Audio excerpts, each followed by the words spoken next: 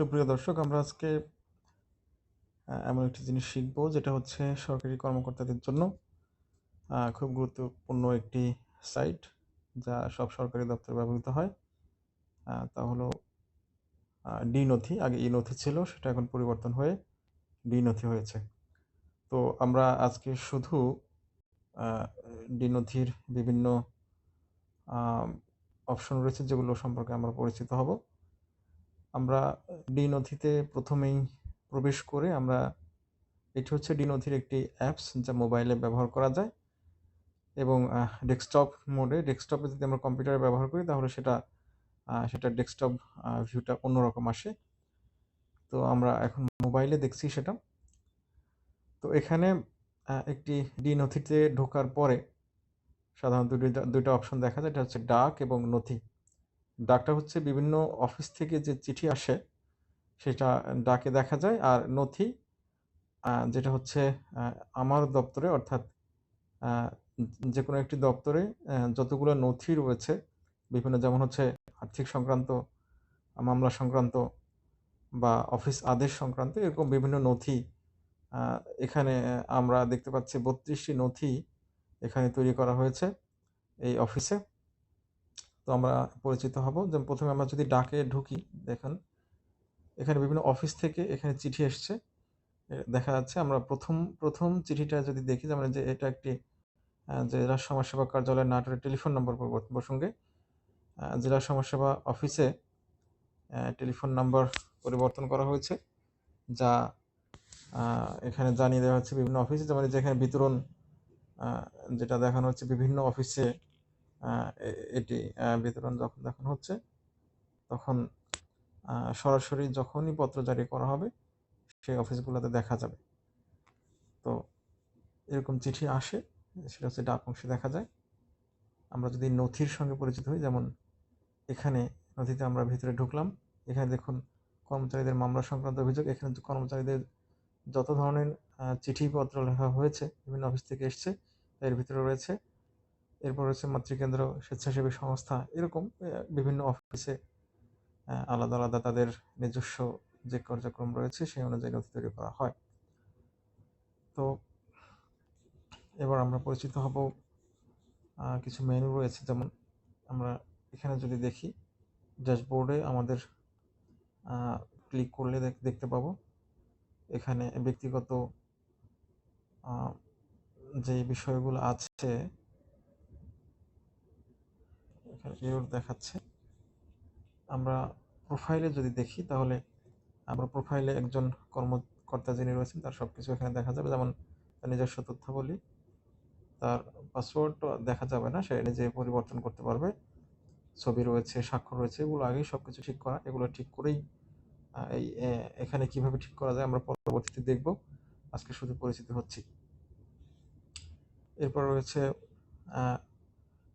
Settings রয়েছে। সেটিংসগুলো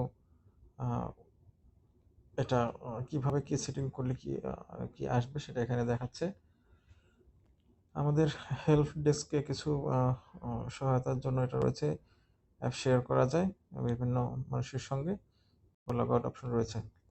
তো এটি মূলত ডি-নথির ক্ষেত্রে গুরুত্বপূর্ণ কিছু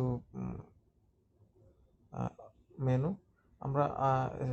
আমরা যেটা প্রথমে দেখলাম তার চেয়ে গুরুত্বপূর্ণ হচ্ছে এই অপশনগুলো। যেমন এখানে অনেকগুলো অপশন রয়েছে।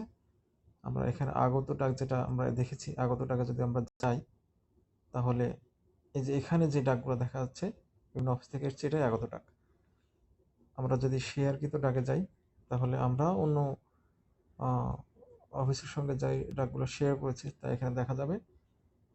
প্রেরিত ডাক যেগুলো হচ্ছে প্রেরণ করা হয়েছে, যেমন আমার এই আইডি থেকে আমি আমার অধস্থন যারা কর্মচারী রয়েছে তাদেরকে ডাক উপস্থাপন করার জন্য আমার এখানে এসেছিল, তাকে আমি প্রেরণ করে দিয়েছি এবং নথিতে উপস্থাপন করুন এটা বলে। তো আমি যখন নথিতে উপস্থাপন করুন বলে তাকে প্রেরণ করবো, সে হচ্ছে ডাকটি নথিতে উপস্থাপন করবে এবং সেখানে নতুনভাবে নোট দিয়ে চিঠি তৈরি করবে। এটা হচ্ছে প্রেরিত ডাক। নথিতে উপস্থাপিত ডাক, যেটা আমি যে বললাম যে আমার এই আইডি থেকে কোনো ডাক যদি নথিতে উপস্থাপন করা হয়, এখানে সেটা দেখাবে। নথিজাতকৃত ডাক, আমি আমার অফিসে যে কোনো ডাক যদি আসে, সেটা আমি কি কার্যক্রম গ্রহণ করছি, এর মধ্যে একটা গুরুত্বপূর্ণ কার্যক্রম হচ্ছে নথিজাত করা। অর্থাৎ যদি আমার সেই ডাকটি শুধুমাত্র আমাকে দেখার জন্য অনুলিপি হিসাবে পাঠায় এবং সেই ডাকের বিপরীতে আমার কোনো কার্যক্রম না থাকে, তাহলে সেটি আমি আমার যে কোনো একটা নথিতে সেটি নথিজাত করে রেখে দিতে পারি। যেমন হচ্ছে আমরা হার্ড ফাইল, যখন কোনো অফিস থেকে আমাদের কাছে চিঠি আসে, আমরা যখন সেটি ফাইলে ঢুকিয়ে রাখি, সেটাই আসলে নথিজাতকৃত ডাক। আর্কাইভকৃত অর্থাৎ আমরা যদি কোনো ডাক নথিজাতের মতোই আমরা যদি সেটা আর্কাইভ করে রাখি, তাহলে সেটা নথিজাতে যেমন ফাইলে থাকবে, আর্কাইভে হচ্ছে আলাদা, সম্পূর্ণ আলাদা, সেটা আর্কাইভ হয়ে থাকবে, সেই ডাকটি আর্কাইভে দেখা যাবে। দাপ্তরিক ডাক আপলোড, এটি গুরুত্বপূর্ণ একটি কাজ। যখন আমরা কোনো অফিস থেকে কোনো চিঠি পাই হার্ড কপি, সেই হার্ড কপিটা আমরা এখানে আপলোড দিতে পারবো। সেই অর্থাৎ সেই ডাকটি কিন্তু আমাদের ডি নথিতে আসেনি, আমাদের সরাসরি হার্ড কপি হিসাবে এসছে।